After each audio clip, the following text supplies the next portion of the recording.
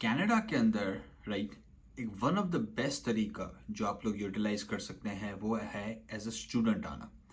ये उनके लिए भी बहुत अच्छा तरीका है। लेट्स से कि अगर आपके एक्सप्रेस एंट्री या पीएनपी में इनफ पॉइंट्स नहीं बन रहे राइट ओके, आप स्टडी यहाँ पे आके करें, वर्क एक्सपीरियंस गेन करें, उससे आपके इनफ पॉइंट्स बन जाते हैं। तो उनके लिए भी अच्छा तरीका है जो एक्सप्रेस में और पीएनपी में क्वालिफाई नहीं कर सकते या जो इन्वेस्ट प्रोग्राम में नहीं आ सकते, उनके पास ना कैपिटल नहीं है। और ये उनके लिए भी बहुत अच्छा है जो कनाडा में आना चाहते हैं स्टडी के लिए, अपनी फर्दर एजुकेशन के लिए राइट, बैचलर्स में, मास्टर्स में, पोस्ट ग्रेजुएट डिप्लोमास में या डिग्रीज के अंदर राइट तो वो लोग आ सकते हैं। और अगेन हाई लेवल पे पीएचडी साइड हो गई, ये सारी चीज़ें हो गई। तो कनाडा के अंदर स्टडी करने के लिए एक स्टेप बाय स्टेप प्रोसेस किया है ओके।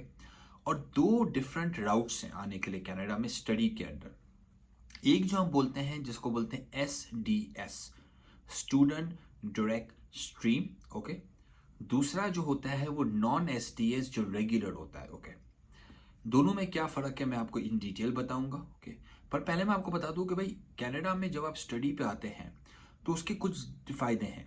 पहली बात तो ये कि कनाडा मेन एप्लीकेंट, अगर आप लेट्स से कि हस्बैंड हैं वो यहाँ पे पढ़ने के लिए आ रहे हैं, तो क्या आपको पता है कि उनकी वाइफ आ सकती है उनके साथ, मतलब कि स्पाउस आ सकते हैं, और बाकी बच्चे आ सकते हैं डिपेंडेंट्स अगर वो 22 साल से नीचे हैं राइट। नॉट जस्ट दैट, वो अपने माँ बाप को भी बुला सकते हैं राइट। तो कनाडा डिपेंडेंट्स को आने देता है अपने स्टडी प्रोग्राम के अंदर, वर्सेस दुनिया में बहुत सारे कंट्रीज अब डिपेंडेंट्स को आने नहीं देते, अलाउ नहीं करते राइट। तो एक तो ये चीज़ है, आपने ये चीज़ it's a huge benefit. Secondly Canada ये करता है कि जब आप यहाँ पे आके पढ़ते हैं राइट ओके, और आप एटलीस्ट 2 साल का कोई भी प्रोग्राम लेते हैं तो कनाडा आपको उसके बाद 2 सालों के बाद 3 साल का ओपन वर्क परमिट दे देता है कि भाई आप यहाँ पे जो करना है, काम करना है आप करें राइट।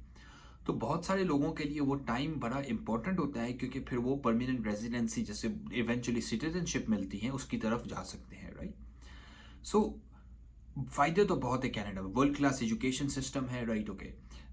और जब आप कनाडा में पढ़ते हैं तो आप ग्लोबली रिकग्नाइज होते हैं, आपके प्रोग्राम्स, आपके एजुकेशन राइट।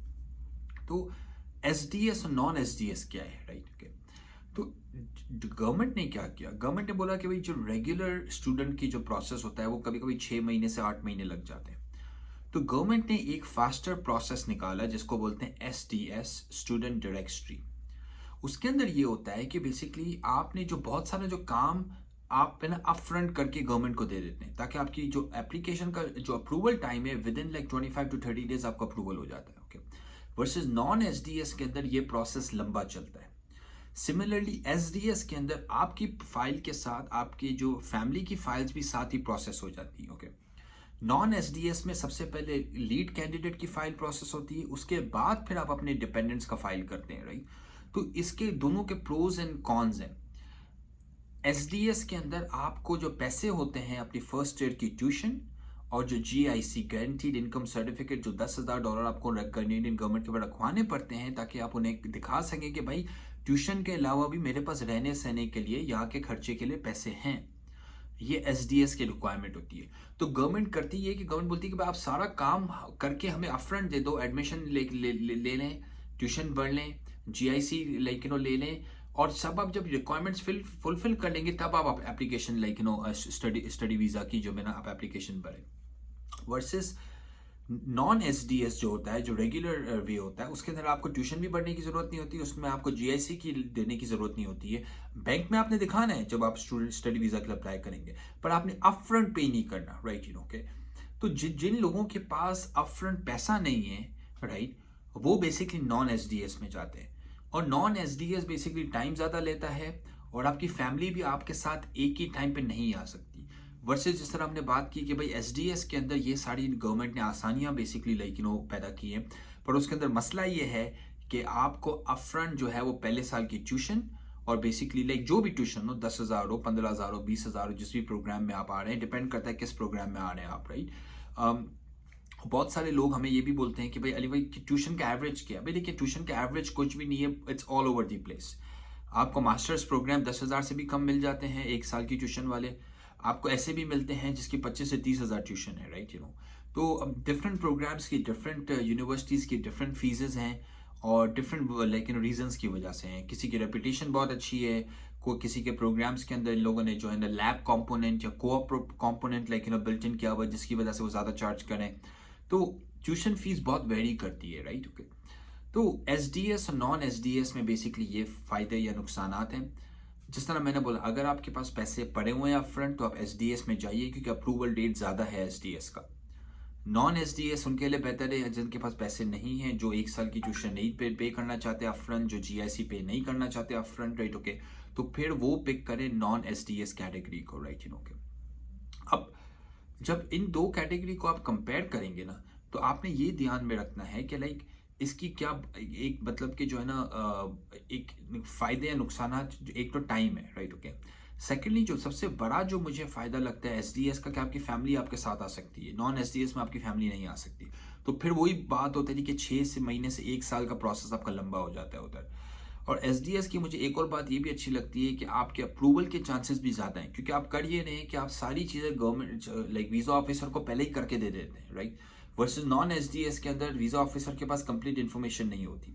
तो डेफिनेटली अगर आप एसडीएस के अंदर लाइक अफोर्ड कर सकते हैं तो एसडीएस के अंदर जाइए वर्सेस नॉन एसडीएस की साइड पे, राइट। 2-3 चीज़ें मैं आपको और भी बता दूँ।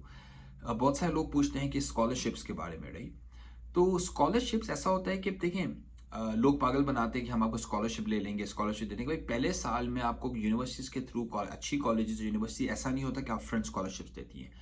आप पहले साल में आप परफॉर्म अच्छा करें, अगर आप अच्छा करते हैं तो नेक्स्ट ईयर अगर आप डीन्स लिस्ट में आ जाते हैं, अगर आप स्ट्रेट ए स्कोर करते हैं, तो भाई आपकी ट्यूशन फी काफ़ी हद तक कम भी कर देते हैं।